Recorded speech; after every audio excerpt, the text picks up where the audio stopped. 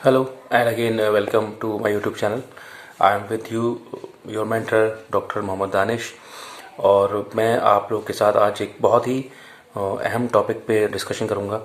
ये टॉपिक किसी cut off के ऊपर नहीं है, किसी आंसर की के ऊपर नहीं है, किसी भी इंटरव्यू के रिगार्डिंग नहीं है। ये एक टॉपिक है कि हायर एजुकेशन में अगर आप अपना करियर बनाना चाहते हैं, ओके, तो किस तरीके से आप यूजीसी नेट जो एक एग्ज़ामिनेशन होता है उसको आप यूज़ कर सकते हैं। और ये एक जो सर्टिफिकेट है यूजीसी नेट का या सीएसआईआर का जो नेट होता है उसको आप कैसे यूज़ कर सकते हैं अपना करियर बनाने में, अपने आप को आगे तक ले जाने में, चाहे वो हायर एजुकेशन हो या उससे जुड़े हुए और फील्ड्स हों।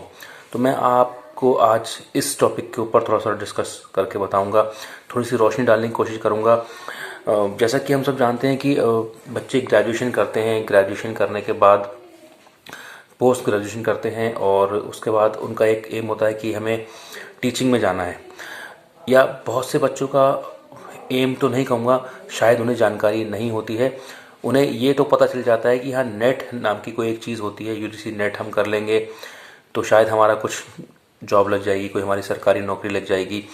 या उन्हें कुछ आइडिया नहीं होता है। कुछ उसमें से ऐसे होते हैं जिनको थोड़ी बहुत जानकारी होती है कि हम यूजीसी नेट करके आके क्या कर सकते हैं। थोड़े से उसमें से भी समझदार लोग होते हैं जो उन्हें पता चल जाता है कि हाँ भाई, हम जितने भी डिग्री कॉलेजेस हैं वहाँ पर अप्लाई कर सकते हैं। और थोड़े से उसमें से जो और वेकेंट हो जाते हैं, जिन्हें जानकारी ज़्यादा होती है या थोड़ा सा एक्सपीरियंस होता है, तो उन्हें लगता है कि हम यूजीसी नेट करके और पीएचडी वगैरह कर सकते हैं या किसी सेंट्रल यूनिवर्सिटी में या स्टेट यूनिवर्सिटी में असिस्टेंट प्रोफेसर बन सकते हैं, ब्ला ब्ला ब्ला। तो बहुत सारे सवाल होते हैं बच्चों के माइंड में। अमूमन तौर पर देखा गया है कि कोई भी कोर्स करने के बाद जब कोई कंपटीशन एग्ज़ाम होता है तो उसमें बहुत सारी भीड़ आती है।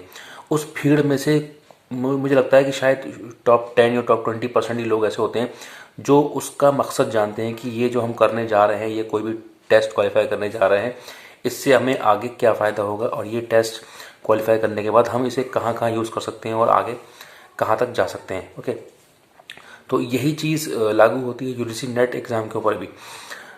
कई वजहें होती हैं कि जो लोग यूजीसी नेट की तरफ भागते हैं। एक तो ये कि अगर किसी की जॉब नहीं लगती है तो लोग सोचते हैं कि चलो हम नेट क्वालिफाई कर लेते हैं तो शायद नेट करके जो है हमें कहीं टीचिंग में जॉब लग जाएगी। या कुछ लोग जो है अपने करंट प्रोफेशन से या अपनी करंट जॉब से सेटिस्फाइड नहीं होते हैं तो वो यूजीसी नेट की तरफ जाते हैं कि हम नेट क्वालिफाई कर लेंगे तो शायद हमारी टीचिंग में कोई करियर बन जाएगा या हम पीएचडी कर सकते हैं या पीएचडी करके किसी हायर एजुकेशन में जा सकते हैं। तो कई वजहें होती हैं जो लोग यूजीसी नेट की तरफ आते हैं। मैं अगर अपना ही एग्जाम्पल लूँ, मैंने मैनेजमेंट किया, एमबीए किया। एमबीए करने के बाद अमूमन तौर पे लोग जो है जॉब करते हैं और कॉर्पोरेट में जाते हैं और वो ही समझते हैं कि दिस इज़ द एंड, कि अब इसके बाद कोई कोर्स नहीं करना, कोई डिग्री नहीं करनी। But during my MBA program also, जब मैं एमबीए में था तो कहीं ना कहीं मेरे अंदर एक टीचिंग का रुझान शुरू से रहा कि मुझे टीचिंग करनी है। और मेरा एमबीए कंप्लीट भी नहीं हो पाया था, फाइनल ईयर में ही मैंने नेट का एग्ज़ाम दे दिया था। मतलब उस टाइम तक हालात ये थी कि बहुत ज़्यादा मैनेजमेंट में लोग नेट नहीं करते थे और पीएचडी भी बहुत कम होती थी मैनेजमेंट में। तो मेरे साथ के बच्चे जितने भी थे वो सब कॉर्पोरेट की तरफ निकल गए। अब वो कहते भी थे कि मुझसे कि तुम पहले ऐसे हो कि जो मैनेजमेंट करके जो है नेट करके टीचिंग की तरफ जाना है। तो मेरा पहले से शुरू से ही एम क्लियर था कि मुझे जो है नेट करना है। मैंने इंडस्ट्री में बहुत कम टाइम स्पेंड किया, ज़्यादा दिन मैंने जॉब नहीं की और फ़ौरन ही मैं जो है टीचिंग में आ गया। मतलब मेरा नेट क्वालिफाई नहीं भी हुआ था तब भी मैंने एमबीए करके टीचिंग ज्वाइन कर ली थी। मैंने एक डिग्री कॉलेज में पढ़ाया, एक प्राइवेट डिग्री कॉलेज में पढ़ाया।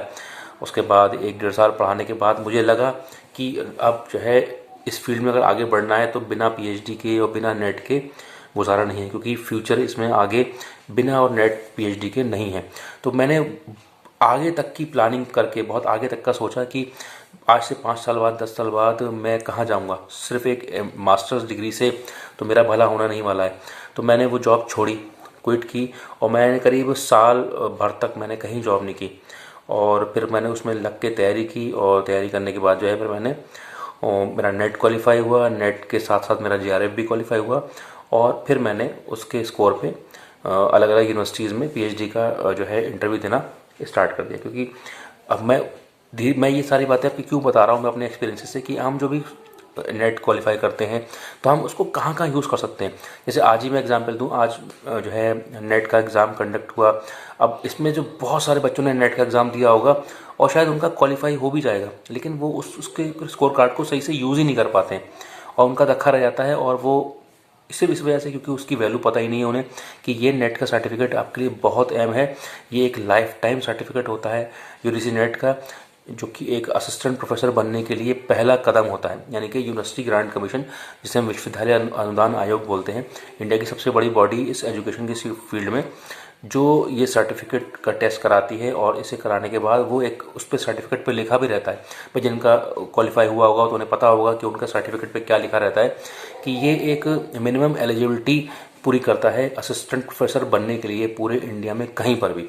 किसी भी डिग्री कॉलेज में, किसी पीजी कॉलेज में अगर आप असिस्टेंट प्रोफेसर बनना चाहते हैं तो now you have proven your self कि आपके अंदर वो नॉलेज है, वो स्किल है, जो कि आपने कंटेंट आपने प्रूफ किया इस एग्ज़ाम के थ्रू। एक नेशनल लेवल का एग्ज़ाम होता है, बड़ा एग्ज़ाम होता है, हज़ारों लाखों बच्चा इसमें बैठता है और अलग अलग सब्जेक्ट्स में वो अपने कैलिबर को प्रूव करते हैं। तो अगर आपका क्वालिफाई होता है तो ये एक बड़ी चीज़ है और आपने एक बड़ा अचीवमेंट हासिल किया है और इसके बदौलत आप करियर में काफ़ी आगे जा सकते हैं। आप कहाँ कहाँ जा सकते हैं वो मैं बताऊँगा कि यूजीसी नेट का जो सर्टिफिकेट है इसे आप यूज़ करके आप किसी भी प्राइवेट कॉलेज में असिस्टेंट प्रोफेसर बन सकते हैं। किसी भी degree college, government degree college में असिस्टेंट प्रोफेसर बन सकते हैं। जैसे कि अभी हाल फिलहाल में UP higher education service commission का एग्ज़ाम हुआ, उसमें मिनिमम एलिजिबिलिटी नेट थी, तो वो आप कर सकते हैं। और अलग अलग स्टेट्स के भी निकलते रहते हैं, जैसे कि पंजाब पब्लिक सर्विस कमीशन का, हायर एजुकेशन कमीशन का, या आपके बिहार हायर एजुकेशन कमीशन का, या और भी अलग अलग यूनिवर्सिटीज़ हैं जो अलग अलग स्टेट्स में निकलता रहता है, वहाँ आप अप्लाई कर सकते हैं। ये तो हो गई बात जॉब की। साथ ही साथ इसी यूजीसी नेट के स्कोर को यूज़ करके आप इंडिया की किसी भी यूनिवर्सिटी में पीएचडी के लिए अप्लाई कर सकते हैं। इसी नेट के स्कोर से आप पीएचडी के लिए भी एलिजिबल हो जाते हैं और आपको कहीं का भी टेस्ट देना नहीं पड़ता है। जितने भी एग्जाम्प्टेड कैटेगरी होती है जिसमें कि छूट दी जाती है एंट्रेंस टेस्ट से, तो अगर आपका यूजीसी नेट क्वालिफाइड है तो आपको जो है उस टेस्ट से फ्री कर दिया जाता है और आपको सिर्फ अपना पीएचडी का इंटरव्यू देना होता है और अपना इंटरव्यू फेस करके आपको पीएचडी में एडमिशन लेना होता है। तो एक तो फ़ायदा हो गया कि आप जॉब कर सकते हैं, दूसरा फ़ायदा ये हो गया कि आप जो है किसी भी अच्छी यूनिवर्सिटी से, अच्छी सेंट्रल यूनिवर्सिटी से आप पीएचडी कर सकते हैं। ओके, और साथ ही साथ अगर आप चाहते हैं कि आपकी जॉब भी चलती रहे तो आप जॉब भी कर सकते हैं और साथ साथ कहीं अगर आपको ऐसा मौका मिलता है तो आप पीएचडी कर सकते हैं। तो नेट एक सम्मानजनक एक पेपर होता है और एक ऐसा स्कोर है, ऐसा सर्टिफिकेट है जो आपको ये प्रूव करता है कि हाँ now you are eligible to become an assistant professor anywhere in this country in your subject area. Okay, उसके बाद अगर आप पीएचडी करते हैं तो वो आपको और करियर में आगे ले जाने के लिए कारगर होता है। जैसे कि अगर यूनिवर्सिटी वगैरह में अप्लाई करना चाहते हैं तो वहाँ पर नेट और पीएचडी दोनों मांगते हैं। ओके, तो उससे फ़ायदा ये होता है कि आप पीएचडी कर सकते हैं। तो ये तो रही बात नेट की। अब नेट के साथ एक चीज़ होती है नेट जेआरएफ, अगर आप क्वालिफाइड हैं तो अगर आपका जेआरएफ क्वालिफाई हो जाता है तो जेआरएफ होता क्या है actually, JRF means junior research fellowship. Okay, तो हर सब्जेक्ट में हर साल यूजीसी जो है फेलोशिप्स निकालता है। ठीक है, फेलोशिप एक होता है स्कॉलरशिप्स, ये होता है फेलोशिप्स। मतलब अगर आप रिसर्च करना चाहते हैं तो अगर आप यूजीसी जेआरएफ क्वालिफाइड हैं तो इस जेआरएफ के स्कोर से आप इंडिया की किसी भी यूनिवर्सिटी में पीएचडी कर सकते हैं। और जेआरएफ जो होते हैं वो यूजीसी नेट के एग्ज़ाम में टॉप रैंकर्स होते हैं। जो यूजीसी नेट का एग्ज़ाम में टॉप रैंकर्स होते हैं उनको जेआरएफ यानी कि जूनियर रिसर्च फेलोशिप अवार्ड की जाती है। इसलिए एक वर्ड यूज़ किया जाता है अवार्ड। ये फेलोशिप अवार्डेड होती है उन लोगों को जिनका स्कोर टॉप 5% में या टॉप 2% में रहता है। ओके, तो ये भी बहुत बड़ा अचीवमेंट है क्योंकि एक साल में 2 बार होता है एग्ज़ाम और उसमें भी सर्टेन नंबर ऑफ सीट्स होती हैं जो कि जेआरएफ वालों को मिलती हैं। तो अगर आपने जेआरएफ क्वालिफाई किया है तो that is also one of a great achievement. उससे आप किसी भी इंडिया की अच्छी यूनिवर्सिटी से आप जो है सम्मानजनक तौर पर पीएचडी कर सकते हैं और उसके बावजूद भी आप आगे चल के भी ये स्कोर माना जाता है कि अगर आपने जेआरएफ क्वालिफाई किया है तो आप कहीं भी जाएंगे बताएंगे कि मेरा जेआरएफ क्वालिफाइड है तो उसको वैल्यू दी जाती है। ठीक है, ये बात अलग है कि वो स्कोर से 2 साल तक वैलिड रहता है और आपको उस 2 साल के अंदर अंदर आपको किसी भी जो है यूनिवर्सिटी पीएचडी में एडमिशन लेना होता है। अब तो ये टाइम बढ़ा दिया गया है, 3 साल कर दिया गया है। जब हमने जेआरएफ क्वालिफाई किया था, मैंने किया था, तो उस टाइम पे ये टाइम 2 साल का था, यानी कि JRF क्वालिफाई करने के 2 साल के अंदर अंदर आपको किसी अच्छी यूनिवर्सिटी में PhD में एडमिशन लेना होता है, तभी आपको जो है फेलोशिप का अमाउंट मिलेगा। और फेलोशिप भी अच्छी फेलोशिप मिलती है। हमारे टाइम में ही करीब 40,000 के आसपास फेलोशिप हो गई थी, अब वो अमाउंट 45 के आसपास पहुँच गया है। तो एक अच्छा अमाउंट होता है, और जब तक आपकी PhD कंप्लीट नहीं होगी तब तक आपको ये 5 साल तक ये आपको पैसा मिलता है, और बहुत अच्छा सम्मानजनक स्कोर होता है। उसके बाद JRF का भी फिर वो SRF बन जाता है, इसे हम बोलते हैं सीनियर रिसर्च फेलोशिप। जब आप किसी यूनिवर्सिटी में PhD ज्वाइन कर लेते हैं तो वो JRF जो है 2 साल बाद प्रमोट होकर वो SRF हो जाता है। लकीली मेरा भी SRF हुआ, सीनियर रिसर्च फेलोशिप मैंने उठाई, ओके, और SRF से ही मैंने अपनी PhD कंप्लीट की, ओके। तो ये भी एक अच्छा अचीवमेंट होता है। तो जो बच्चे क्वालिफाई करते हैं तो इसको आप यूज़ करें।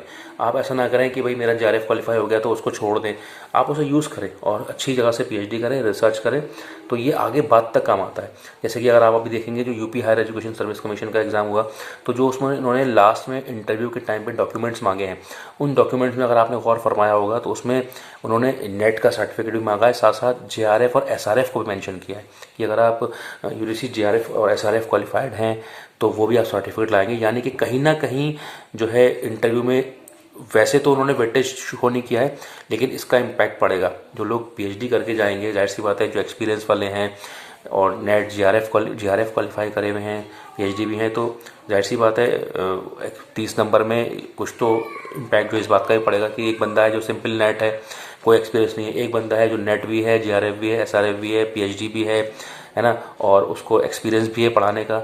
तो ऑब्वियस सी बात है वो उसके सिलेक्शन के चांसेस ज़्यादा हो जाएंगे और उसको नंबर भी ज़्यादा दिए जाएंगे। कहीं ना कहीं ये चीज़ जो है बीच में आएगी, ठीक है। तो अच्छी चीज़ है। जो जिन बच्चों ने एग्ज़ाम दिया है तो उनके लिए मैं आशा करता हूँ सबका पेपर अच्छा हुआ हो और उनका नेट क्वालिफाई हो, और जिन्होंने बहुत अच्छे से मेहनत करी है उनका JRF क्वालिफाई हो। जो आगे रिसर्च में जाना चाहते हैं उनके लिए JRF बहुत बड़ा एक मील का पत्थर जो है साबित होगा, है ना। तो ये चीज़ मैंने आज बताई UGC नेट और JRF के महत्व के ऊपर और इम्पोर्टेंस के ऊपर, जिसे आप यूज़ कर सकते हैं और लाइफ टाइम आपके साथ UGC नेट चिपक रहता है कि हाँ आपने नेट क्वालिफाई किया है, अपने CV में जोड़ सकते हो।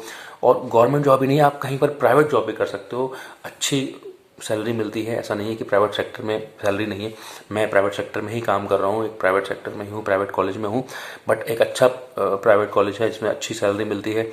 तो ऐसा नहीं है कि हर जगह आप गवर्नमेंट जॉब के पीछे भागें, अगर नहीं होता है तो अपना करियर स्टार्ट करें, अपनी टीचिंग स्टार्ट करें, जिससे क्या होगा कि आपका सब्जेक्ट भी अच्छा होता चला जाएगा और कहीं पर अगर गवर्नमेंट जॉब का मौका मिलता है आपको तो आप जो है इंटरव्यू में अच्छा परफॉर्म कर पाएंगे, ओके।